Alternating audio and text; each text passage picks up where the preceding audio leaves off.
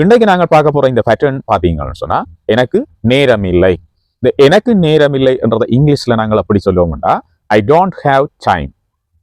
I don't have டைம்ன்றது எனக்கு நேரம் இல்லை. இப்போ என்ன செய்வதற்கு எனக்கு நேரம் இல்லை என்றதை நாங்கள் அங்கால சேர்க்க போறோம். அங்கால சேர்க்க போறது ஒரு ஆக்ஷன் சொன்னா ஒரு வேர்பு ஒரு வினை சொல்லி அங்கால நாங்கள் சேர்க்க போறோம். அவ்வளவுதான் விஷயம். சிம்பிளா இந்த சென்டென்சஸ் நாங்கள் கிரியேட் பண்ணலாம். பாருங்க, ஐ டோன்ட் ஹேவ் டைம், இது ஒரு டூ சேர்த்துக்கொள்ளுங்க. I don't have time to, இது பேட்டர்ன். இந்த பேட்டர்னை நினைவில் வச்சுக்கொள்ளுங்க. I don't have time to இஞ்சால ஒரு வேர்பை சேருங்க. அவ்வளவுதான். இப்ப என்ன சொல்ல போறீங்களோ அதை சேர்த்தீங்கன்னா சரி.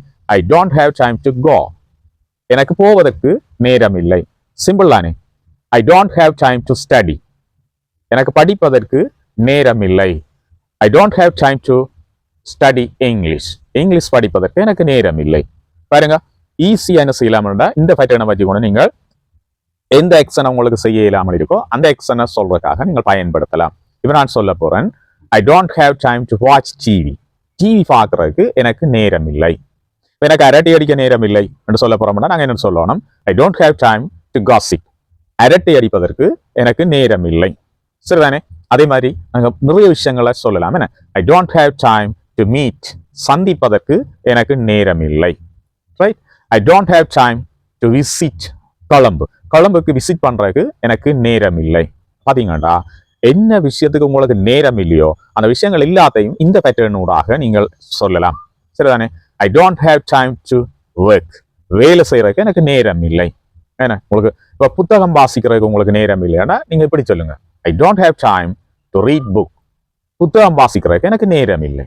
எனக்கு உங்களோட கதைக்கிறதுக்கு நேரம் இல்லை என்று சொல்ல போறீங்கடா என்னென்னு சொல்லுவீங்க, I don't have time to talk with you, உங்களோட கதைக்கிறதுக்கு எனக்கு நேரம் இல்லை. ஏன்னா யாரோடையும் கதைக்காமல் விடக்கூடாது.